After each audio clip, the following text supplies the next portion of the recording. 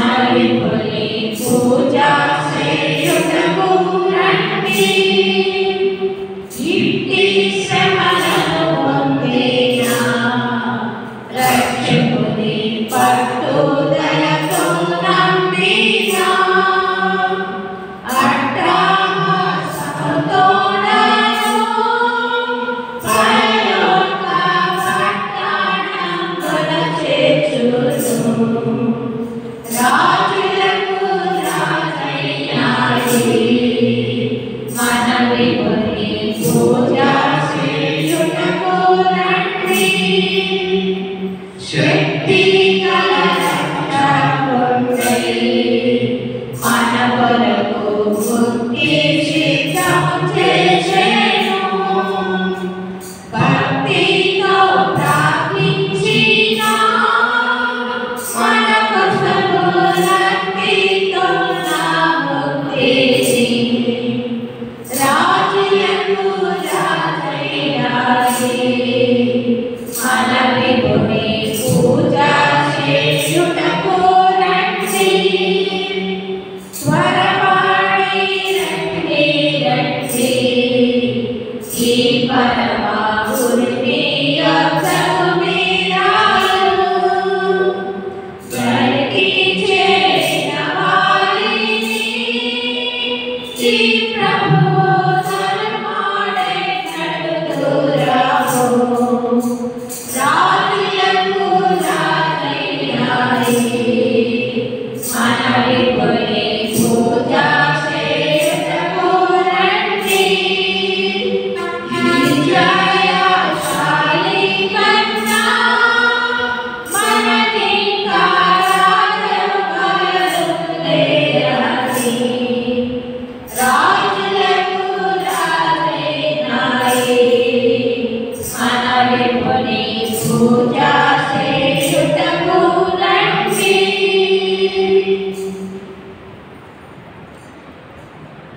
అలాగే 191వ పాట ఎంతో వింత ఎంతో చింత యేసు నాదు మరణం అంట. 191వ పాట ఆంధ్ర క్రైస్తవ కీర్తనల పుస్తకం నుంచి. ఎంతో వింత ఎంతో చింత యేసు నాదు మరణమంత.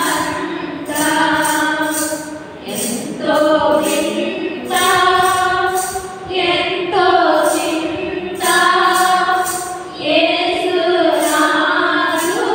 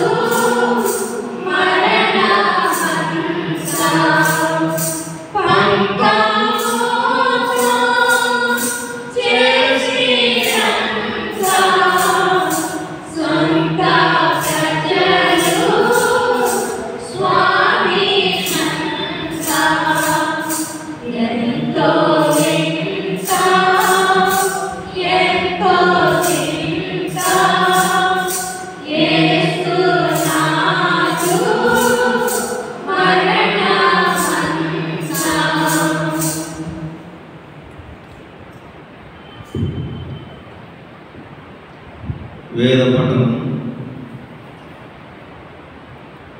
మన సంఘ కమిటీ సభ్యులు దంతం కుమార్ గారు వాక్య భాగాన్ని చదవాలని కోరుతూ ఉన్నాను. ఆదికాండము 9వ అధ్యాయము 5-6 వచనాలు. ఆదికాండము 9వ అధ్యాయము 5-6 వచనాలను కుమార్ గారు చదివి వినిపిస్తారు.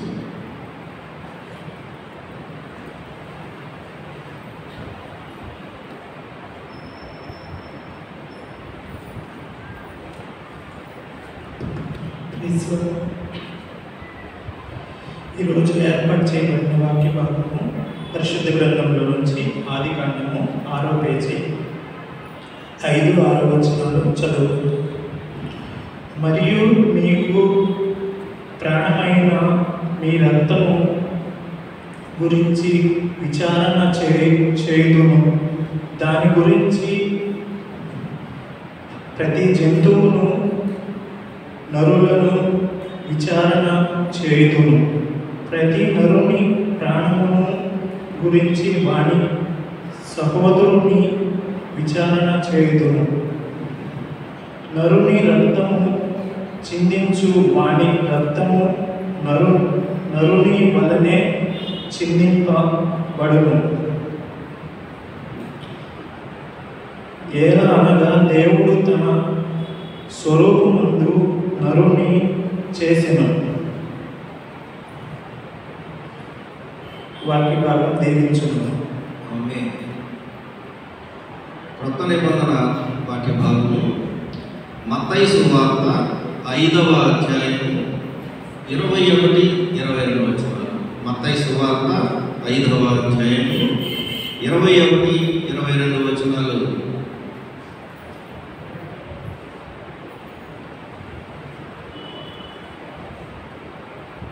మంజూషి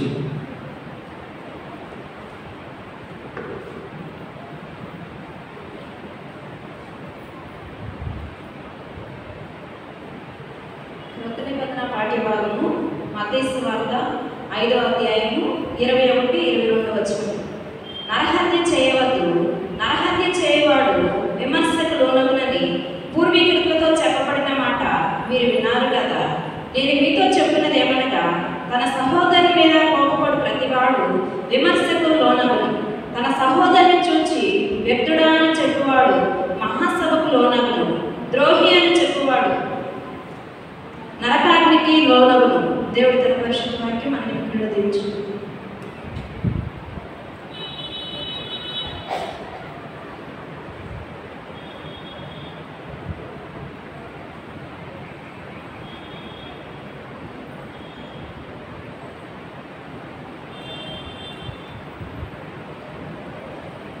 ఈ శిలువ ధ్యాన ఉపవాస కూడికలో అందరం ప్రార్థనలో 2 నిమిషాలు గడుపుదాం.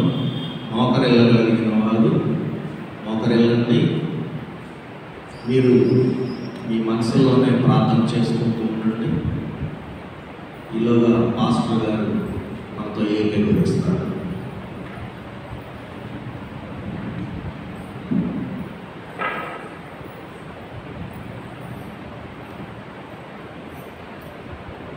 యేసుక్రీస్తు మన కొరకు సిలువలో బలి అయిన విధానాన్ని ఒకసారి గుర్తు చేసుకుందాం.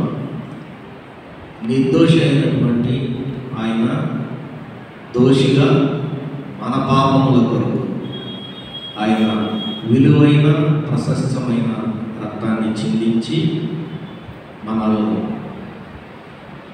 కొన్నటువంటి ఆయన గుర్తు చేసుకుంటూ, ఆ శ్రమలను గుర్తు చేసుకుంటూ మీ ప్రార్థనలో గడుపుతూ ఉండండి.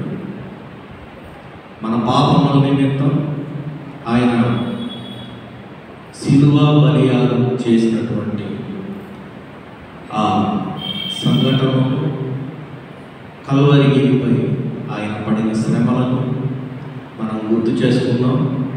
మన పాప విమోచన కొరకు ఆయన పడినటువంటి గాయాలు అన్నీ గుర్తు చేసుకుంటూ, క్షమించు ప్రభువా, మేము తల్లి గర్భంలోనే పాపంతో జన్మించిన వాడు మమ్మల్ని క్షమించు ప్రభువా అని మన పాపమును ఒప్పుకుంటూ ఇక పాపము చేయక జీవ మార్గంలో నడుస్తామని మనల్ని మనం సరి చేసుకుంటూ ప్రార్థనలో గడుపుతాం.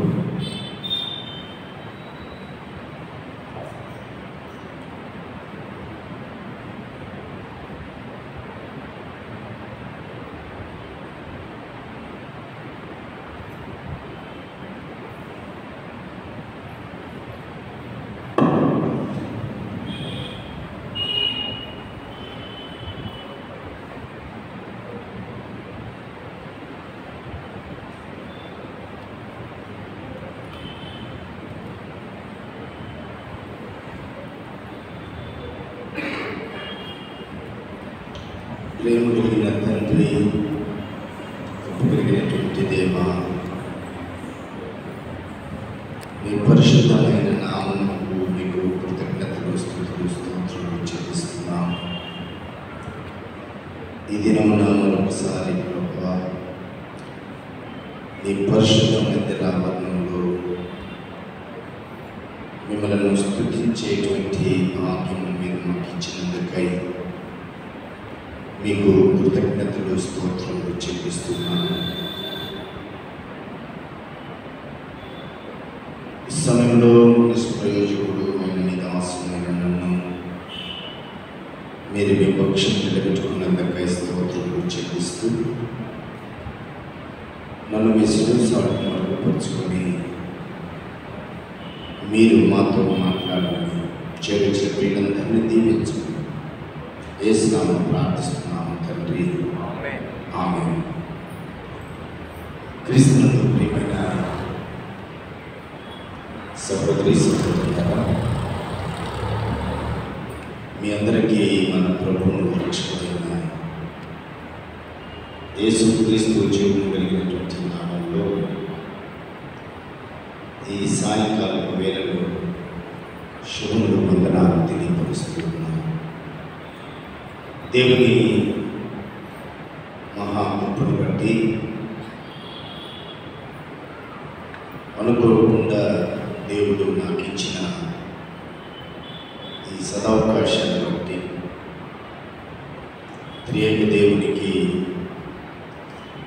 కృతజ్ఞతలు స్తోత్రములు స్తుతులు చెల్లిస్తూ ఉన్నాను. ఈ దినము మనకు ఇవ్వబడినటువంటి అంశము ఏమిటి అంటే చిందించకూడదు, నరుల రక్తము చిందించకూడదు. ఈ మాటను, ఈ అంశాన్ని ఒకసారి మనము ఆలోచన చేస్తే ఎందుకు చిందించకూడదు అనేటువంటి ఒక ఆలోచన.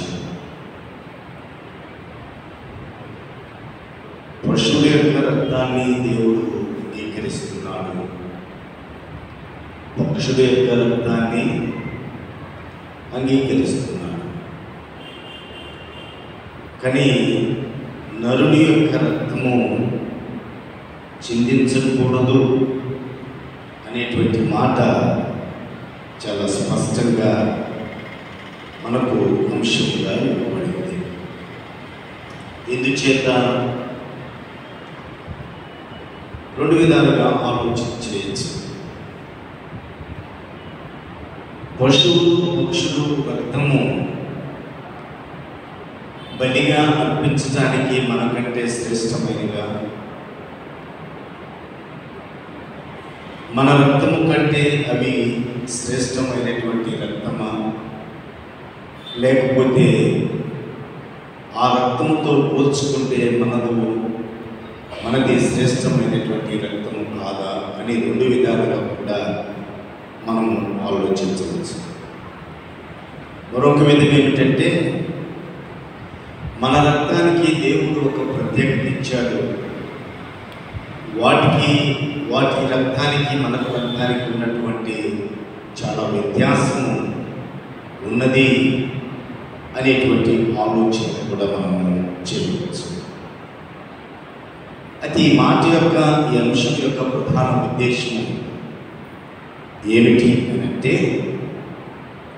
పక్షులకు కావచ్చు, పశువులకు కావచ్చు, రెండిటికి ఏమున్నామంటే శరీరం ఉంది, ప్రాణము ఉన్నది. అయితే మనుషుల యొక్క రక్తానికి వాటికి ఉన్నటువంటి వ్యత్యాసం ఏమిటి అంటే, మనుషులకు కూడా శరీరం ఉంది, ప్రాణం ఉంది, అధికంగా ఆత్మ ఉంది. ఆ ఆత్మ మానవుని యొక్క జీవితంలోనికి ఎలా వచ్చింది అని అంటే, దేవుడు మొట్టమొదటి ఆది పితరుడైనటువంటి ఆదామును సృజించినప్పుడు వారిని నాసికానంతరంలో జీవవాయువు ఊదగా వాడు జీవించు ఆత్మ ప్రాణి ఆయన. కాబట్టి మనకు ఆత్మ ఉన్నది కనుక మనకు విచక్షణ జ్ఞానము తెలుసు. వాటికి ఆత్మ లేదు కనుక వాటికి విచక్షణ జ్ఞానము అనేది లేదు. అయితే ప్రధానంగా ఎందుకు నరుని యొక్క రక్తము చిందించకూడదు అని పాత నిబంధనలో చదవబడినటువంటి లేఖన భాగాన్ని ఒకసారి మనం గమనిస్తే 9వ అధ్యాయము 5-6 వచనాలు. మరియు మీకు ప్రాణమైన మీ రక్తమును గూర్చి విచారణ చేయుదును, దాని గూర్చి ప్రతి జంతువులో నరులను విచారణ చేయుదును, ప్రతి నరుని ప్రాణమును గూర్చి వాని సహోదరుని విచారణ చేయుదును. నరుని రక్తమును చిందించు వాని రక్తము నరుల వలననే చిందింపబడును. ఏలైనగా దేవుడు తన స్వరూపమందు నరుని చేసెను. దేవుని స్వరూపమందు దేవుడు నరులను చేశాడు.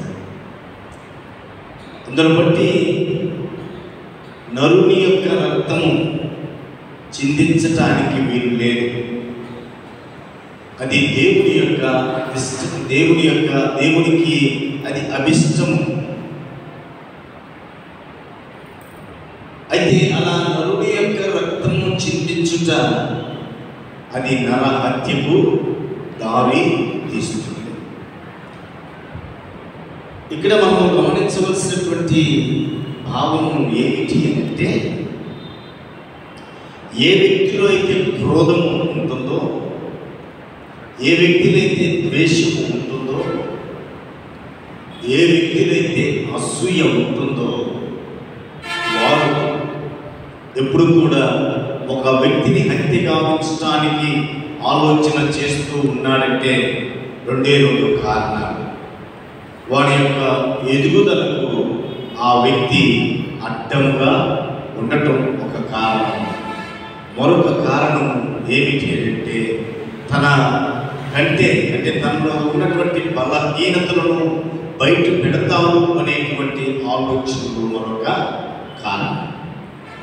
అనేక కారణాలు ఉండొచ్చు, కానీ ప్రధానంగా మనము ఆలోచన చేస్తే తెలిసినటువంటి రహస్యాలు ఎక్కడ బహిర్గతం చేస్తాడో అనేటువంటి భయంతో ఒక కారణమైతే, రెండవ కారణము ఏమిటి అని అంటే, తన ఎదుగుదలకు అంటే అన్యాయంగా ఎవరు కూడా నీతిగా ఎదగాలి అన్నప్పుడు చాలా తక్కువే ఉంటుంది ఆ ఎదుగుదల.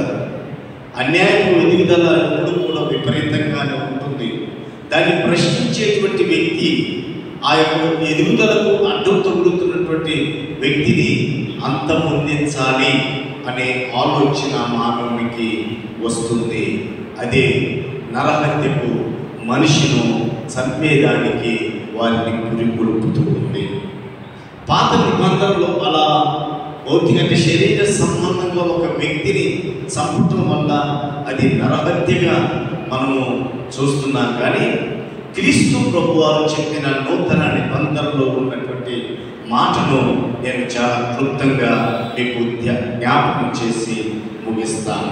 చూడండి, ఆదికాండం 5వ అధ్యాయం మనం చదవబడినటువంటి లేఖన భాగం మనం గమనించినప్పుడు ఆదికాండము 5వ అధ్యాయంలో 21వ వచనం. పాత నిబంధనలో అయితే ఒక వ్యక్తి మరొక వ్యక్తిని కొట్టి చంపటము, లేకపోతే పొడిచి చంపటము, లేకపోతే ఉరి తీసి చంపటము, లేకపోతే ఏదో ఒక విష పదార్థాన్ని తినిపించి చంపటము, ఏదో ఒక కార్యం చేసి అవతల వ్యక్తిని చంపటాన్ని బట్టి నరహత్యగా మనం చూస్తున్నాం.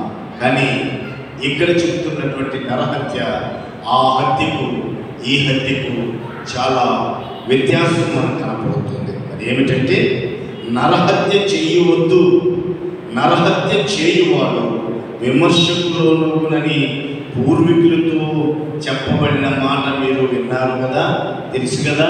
మనం ఆదికాండంలో కావచ్చు, లేకపోతే ఆ ధర్మశాస్త్ర గ్రంథాల్లో చదివితే అక్కడ మనకు కనపడుతున్నటువంటి మాటలు ఆ నరహత్య చేయకూడదు, వాడు విమర్శకు లోనవుతాడు అనేటువంటి సత్యము మీరు విన్నారు కదా. అయితే నేను చెప్తున్నాను ఇప్పుడు ఆ నరహత్య అనేటువంటిది ఎలాంటిది అని 22వ వచనంలో స్పష్టంగా క్రీస్తు ప్రభువారు తెలియపరుస్తున్నటువంటి మాట. నేను మీతో చెప్పున్నదేమనగా, తన సహోదరుని మీద కోపపడు ప్రతి వాడు విమర్శకు లోనవును, తన సహోదరుని చూచి వృద్ధుడా అని చెప్పువాడు మహాసభకు లోనవును, ద్రోహి అని చెప్పువాడు నరకాగ్నికి లోనవును. 3 మాటలు కనపడుతున్నాయి ఇక్కడ, 3 మాటలు కనపడుతున్నాయి. ఇక్కడ నరహత్య దేంతో పోల్చాడు? ఇక్కడ క్రీస్తు ప్రభువారు శరీరధారిగా భూమి మీద ఉన్నప్పుడు ఆయన చెప్తున్నటువంటి నరహత్య ఏమిటి అనంటే, సహోదరుణ్ణి ద్వేషించటమే నరహత్య, సహోదరుణ్ణి క్షమించకపోవటమే నరహత్య, సహోదరుడితోటి సమాధానంగా ఉండకపోవటమే నరహత్య. మసాల సహోదరుడు అన్నారు కాబట్టి మాకు కాదు అనుకోకండి, సహోదరుల పరిస్థితి కూడా అదే. తన అక్కనో చెల్లినో తన తోబుట్టునో తన పొరుగు వారినో ఎవరినైనా సరే క్షమించలేనటువంటి గుణము ఏ వ్యక్తిలో ఉన్నా, లేకపోతే అవతల వారు ఎదుగుదలను చూచి ఓర్వలేనటువంటి స్థితి ఏ వ్యక్తిలో ఉన్నా, ఆ వ్యక్తి నరహంతకుడు. పురుషుడు కావచ్చు, స్త్రీ కావచ్చు. ధర్మశాస్త్రంలో చెప్పబడినటువంటి నరహత్య మీరు వినున్నారు, మీకు తెలుసు. కానీ ఈ నూతన నిబంధనలో నరహత్య అనగా ఏమిటిని ఆడ క్రీస్తు ప్రభువారు చాలా స్పష్టంగా ఆయన మాట్లాడుతున్నటువంటి మాట, సహోదరునితోటి సమాధాన స్థితి లేని వ్యక్తి, సహోదరితోటి సమాధాన స్థితి లేనటువంటి సహోదరి, అందరము నరహత్య చేసేటువంటి వారమే. చాలా పర్యాయాలు చాలా తరచుగా మనం మాట్లాడేటువంటి మాట ఏమిటి అంటే, ఆ 22వ వచనంలో ఉన్నటువంటి మాటలే మనం మాట్లాడుతూ ఉంటాం. ఈ వెంటి పనికి మానవుడురా, ఒట్టి పనికి మానింది అంటే వ్యర్థుడు, ఏమి దేనికి చేత కాదు అనేటువంటి ఒక చులకన హేయభావముతోటి, అంటే ఒక నిర్లక్ష్యపూరితంగా అపహాస్యం చేసే రీతిగా మాట్లాడుతూ ఉంటాం. ఈ శిలువ ఉపవాసము ఈ ఆరాధనలో పాల్గొన్న నా ప్రియ సహోదరి, ప్రియ సహోదరుడా, కేవలం వాడిని బుద్ధి కోసం లేదా ఉరి లేకపోతే కత్తితో పొడిచో, లేకపోతే ముక్కలు చేయటం మాత్రమే కాదు నరహత్య. వాడు వృత్తి పోసినప్పుడు చిందించేటువంటి రక్తం మాత్రమే కాదు నరహత్య. ఆ రక్తం బయటకు వస్తేనే నరహత్య కాదు. హేయ భావన ఎవరిలో ఉంటుందో, ఎందుకు పనికి రానివాడనేటువంటి అసహ్యంగా ఎవరినైతే అసహించుకుంటున్నామో వారందరూ కూడా నరహత్యకు సమానులమే. నరహత్య చేసిన వారితో సమానమే. ద్వేషం, క్రోధం అని అనుకున్నటువంటి రెండో మాట ఏమిటంటే, వాడు దేనికి లోనవుతాడంట? వాడు విమర్శకు లోనగు తన సహోదరుని చూచి వ్యర్థుడా అని చెప్పువాడు మహాసభకు లోనగును. ఈ మాటలు ఉద్దేశించి మహాసభకు లోనని ఉద్దేశించి ప్రభు చెప్తున్నారంటే, ఆ దినాల్లో వారికి సునగోగులు ఉన్నాయి. ఆ సునగోగులకు అన్నిటికీ కూడా కలిసినటువంటి ఒక సభ ఉంది, సన్హెద్రిన్ మహాసభ. ఇందులో 71 మంది అధికారులు ఉంటారు. ఎవరైనా న్యాయం తీర్చాలంటే, ఎవరైనా వారికి జరిగినటువంటి అన్యాయం చెప్పుకోవాలంటే వారిలో కొందరికి వారి యొక్క పరిస్థితి వివరించి చెప్పుకుంటూ ఉంటారు. అలా రేపు దేవుని యొక్క సభలో, దేవుని ఎదుట, దేవుని యొక్క సింహాసనం దగ్గర ఇలా ఎవడైతే మాట్లాడాడో వాడు తప్పనిసరిగా న్యాయ సింహాసనం ఎదుట తీర్పు కొరకు నిలబడవలసిందే. మనం చాలా సులకనగా మాట్లాడుతూ ఉంటాం. వాడికేం తెలుసండి, ఆమెకేమి తెలుసండి, వాడు పనికి మానవుడు, ఆమె వ్యర్థులో ఏమి తెలిసింది మాట్లాడుతుంది. ఇక్కడ ప్రభు చెబుతున్నటువంటి మాట అదే. ఆ వ్యక్తి, ఆ మనుషుడు నరహత్య చేసి మానవుని యొక్క రక్తాన్ని చిందించేటువంటి స్వభావం కలిగినటువంటి వాడు, గాయం చేసి నరహత్య చేసి రక్తము చిందించవలసిన పని లేదు. అలా మాట్లాడేటువంటి వాడు ఏం చేస్తాడంటే సభను బట్టే దేవుని యొక్క ఎదుట వాడు తీర్పు కొరకు నిలబడాలి. తర్వాత మూడవ మాట ద్రోహి అని చెప్పువాడు. ఇది ఇంకా భయంకరం. ఏమిటంట? ద్రోహి అని చెప్పువాడు. దేనికి పోతున్నాడంట? ఒకసారి ఆలోచిస్తానంటే ఎంత భయంకరంగా ఉందో ఒక్కసారి. 99 బాగానే ఉన్నాయి, ఒకటి కొరతైంది. 10 ఆజ్ఞలు బాగానే ఉన్నాయి, 9 బాగానే ఉన్నాయి ఆజ్ఞలన్నీ, కానీ ఒకటే తగ్గిపోయాం. కారణం నరకాజ్ఞకు.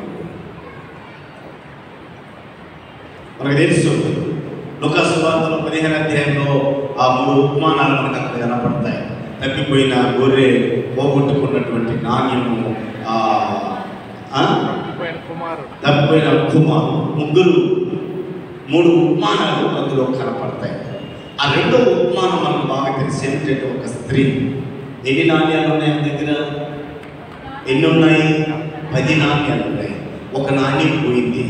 ఇప్పుడు ఆమె దీపము వెలిగించి శ్రద్ధగా చిమ్మి ఆ ఇంటిలో ఎక్కడ ఏ మూల ఉందో అంతా కూడా పోవ చేసి క్రమముగా నిదానంగా పరిశీలించి ఆ ఒక్క నాణ్యము దొరికిన తర్వాత ఆమె ఇప్పుడు విధి చేస్తుంది. ఒక్క నాణ్యం విలువెంత? చాలా తక్కువే. విందుకు ఖర్చు పెడుతున్న ధనమెంత? అధికం. ఎందుకు? నాణ్యం విలువ వెనకడితే తక్కువే,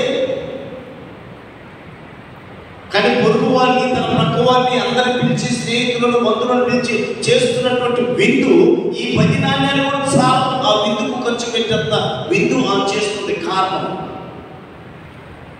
ఒకటే కదా, ఈ ఒక్కదాన్ని దొరికినందుకు. అందుకే కదా మన వాళ్ళు పెద్దలు సామెత అంటారు, కల్లి దొరికిందని గుర్రం కొనకూడదురా అని.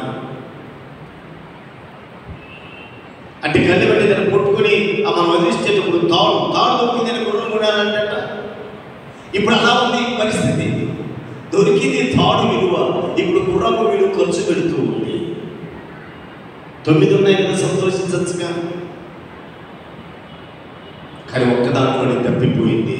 అది దొరికిపోయింది. అది దొరికిన తర్వాత ఉత్సాహం రెట్టింపైంది. ఎంత ఖర్చు అయినా పర్వాలేదు, ఖర్చు పెట్టడానికి సంసిద్ధురాలైంది. కారణం ఏంటంటే ఆ ఒక్కటి తగ్గకూడదు. కారణం ఎందుకంటే ఆ దినాల్లో నూతనంగా వివాహం చేసుకోబోయేటువంటి ఒక యవనస్తులకు ముందుగానే వివాహం చేసుకోబోయేటువంటి ఇచ్చేటువంటి ఒక హారం, అది ఒక హారం, 10 నాణ్యాలతో కూడినటువంటి ఒక హారం. ఆ హారం పెళ్లి అయినంత వరకు కూడా చాలా జాగ్రత్తగా ఆ యవనస్తులను దాచుకోవాలి. అందులో ఒకటి పోయిందంటే ఆ యవనస్తులు నాకు ఇష్టం లేదు, వారితో నేను వివాహం చేసుకోవడానికి అంగీకరించట్లేదు, కాబట్టి నిర్లక్ష్యం వహించింది, అది ఎక్కడో జారిపోయింది, కాబట్టి ఆ వివాహం జరగటానికి లేదు. అందులో ఇష్టపడినటువంటి వాడు ఆ ఇష్టపడినటువంటి ఆ పెళ్లి కుమారుని చేసుకోవాలంటే ఇందులో ఒకటి తగ్గింది. ఈ తగ్గిన దాన్ని ఎంతో శ్రద్ధతో వెతికి కనుగొన్న తర్వాత ఇప్పుడు నేను కోరుకున్న నా ప్రియుడు మళ్ళీ నాకు దొరికాడు.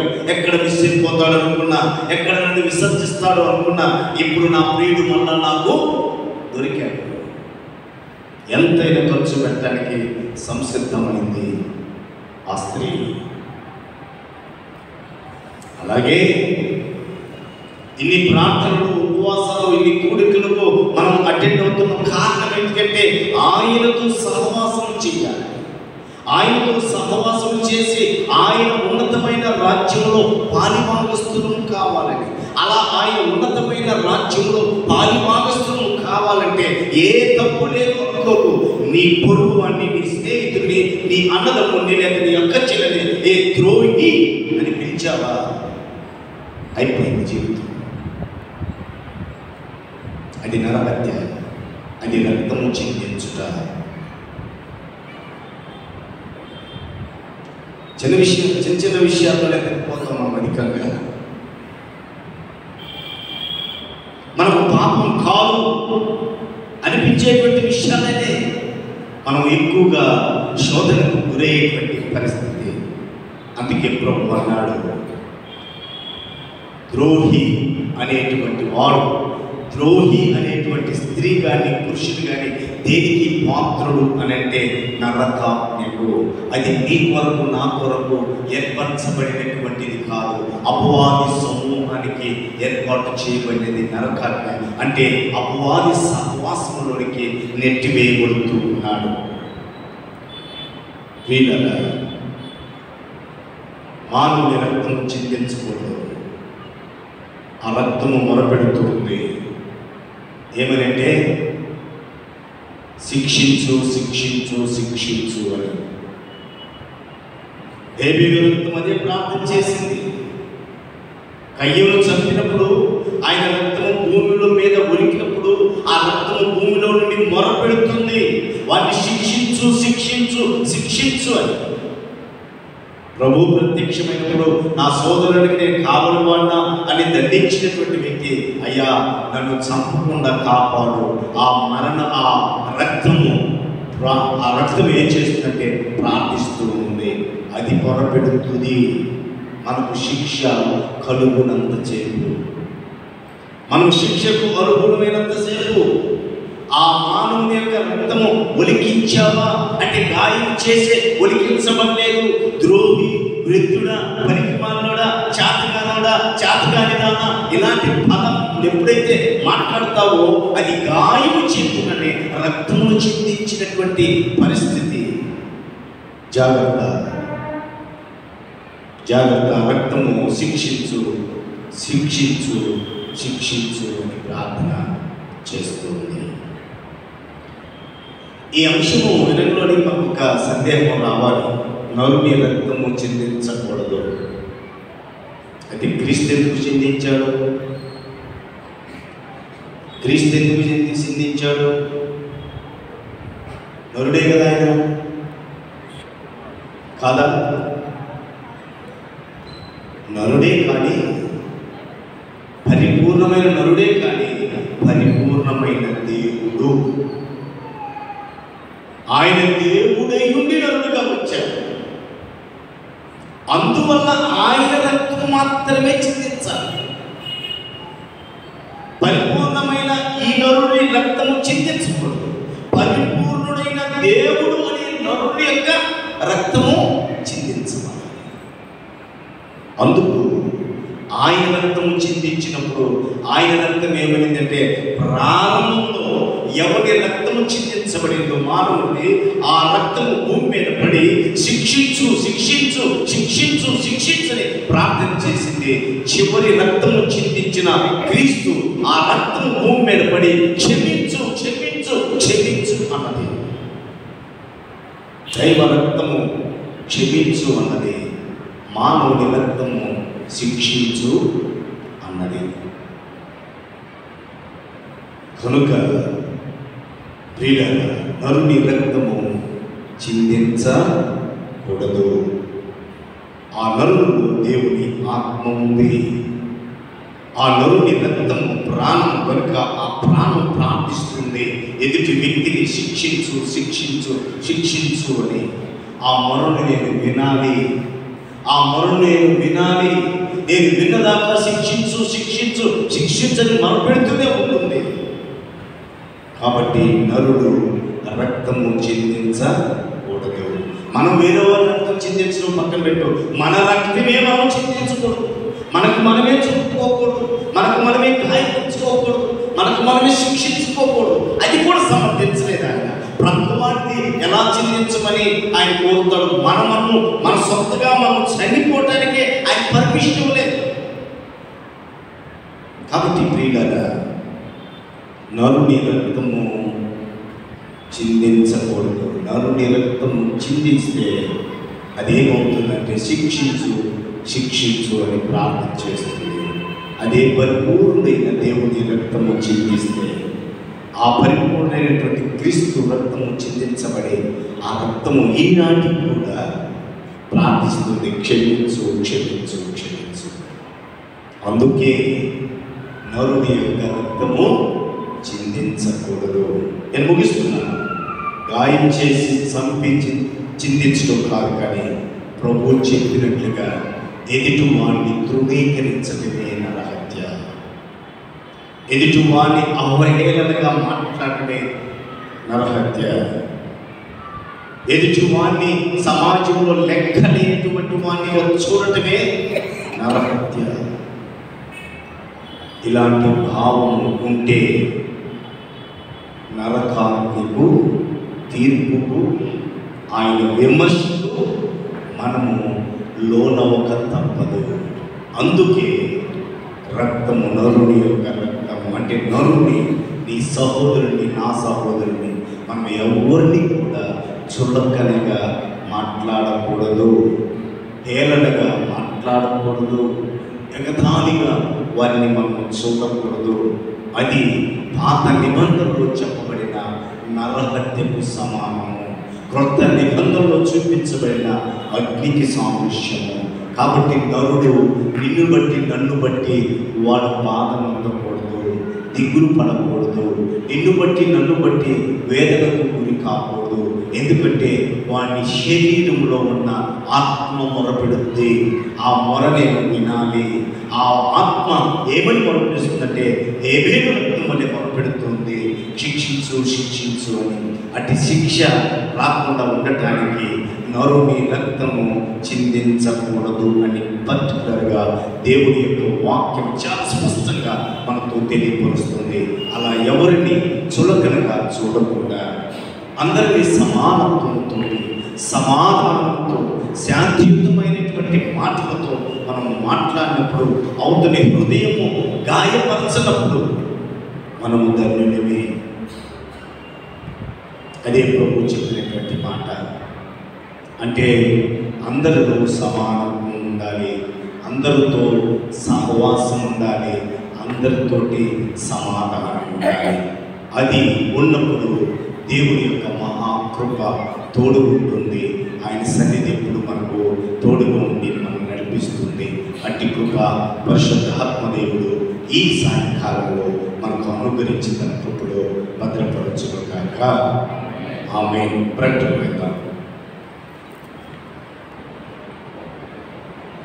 అందరం లేచి నిలబడదాం. ఆంధ్ర క్రైస్తవ కీర్తన పుస్తకంలో నుండి 198వ కీర్తన పల్లవి చివరి చరణం పాడుకుంటూ ప్రభు నామాన్ని స్తుతిద్దాం. 198వ కీర్తన. సిలువే నా శరణాలయం. సిలువే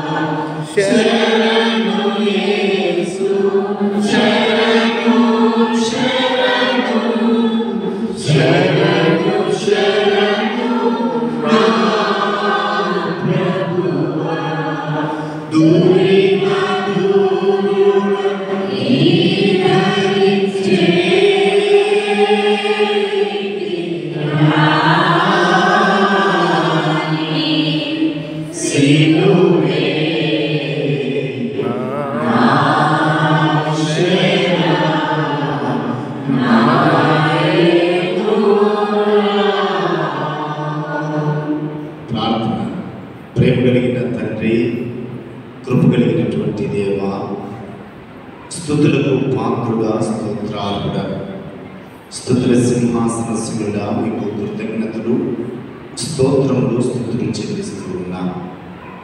ఈ సాయంత్రం వేళలో మీరు మాతో మాట్లాడిన ప్రతి మాటకై మీకు కృతజ్ఞతలు, స్తోత్రములు, స్తుతులు చెల్లిస్తూ ఉన్నాం. ప్రభు, అవి మా హృదయాంతరంగంలో మేము ఉంచుకొని మా సహోదరులతోనూ సమాధానంగా మంచి సహవాసం కలిగి మేము ప్రభు జీవించటకు మీ సహాయం అనుగ్రహించమని చేర్చిన వీరందరినీ కూడా మీరు దీవించండి. పాల్గొన్న బిడ్డలు వారి యొక్క అవసరతల నిమిత్తము, కొన్ని ప్రభు కోరికల నిమిత్తము నీ సన్నిధానంలో గడుపుతున్నారు. వారిని జ్ఞాపకం చేసుకొని సహాయం చేయమని ప్రార్థిస్తున్నాం. అలాగే గుడ్ ఫ్రైడే తదనంతరం బాప్తిసం కొరకే సిద్ధపడుతున్నా నా ప్రియ సహోదరుల కొరకే ప్రార్థిస్తున్నాం. ప్రభా, మీ కాపుదల వారితో ఉంచండి, మీ సన్నిధిని వారితో ఉంచండి. ఇంకనూ ప్రభా, ఎవరైనా క్రీస్తు యేసు ప్రభా సజీవుడైన దేవుడిని గుర్తిరిగి బహిరంగ సాక్ష్యం చెప్పి రక్షణ అనుభవంలోనికి నడవాలని ఆశ కలిగినటువంటి వారికి ప్రభువా మీ ఆత్మతో నింపి వారితో మాట్లాడండి, వారిని పురికొల్పండి. లోకము అంత మాయ, అది నటన అని గ్రహించి సజీవుడు అయిన దేవుడు అయినటువంటి మీరే సర్వాధికారిని గుర్తిరిగి జీవించే జీవితంలోనికి నడవటానికి వారిని మీరు పురికొల్పమని, చేర్చిన వారందరినీ మీరు దీవించమని మమ్మల్ని మీ చేతికి అప్పగిస్తూ యేసునామమున ప్రార్థిస్తున్నాము తండ్రి, ఆమేన్. పరలోకమందున్న మా తండ్రి, నీ నామము పరిశుద్ధపరచబడునుగాక, నీ రాజ్యం మాకు వచ్చునుగాక, నీ చిత్తం పరలోకమందు నెరవేర్చున్న ప్రకారం భూమి యందును నెరవేరునుగాక. మాకు కావలసిన అనుదిన ఆహారం దయచేసి మా దుస్తులను క్షమించిన ప్రకారం క్షమించు, మమ్మల్ని చూడలేకపోతే కాస్త మీరు తప్పించు. ఎందుకంటే రాజ్యము బలము మహిమ నిరంతరము నీవు ఉన్నావు తండ్రి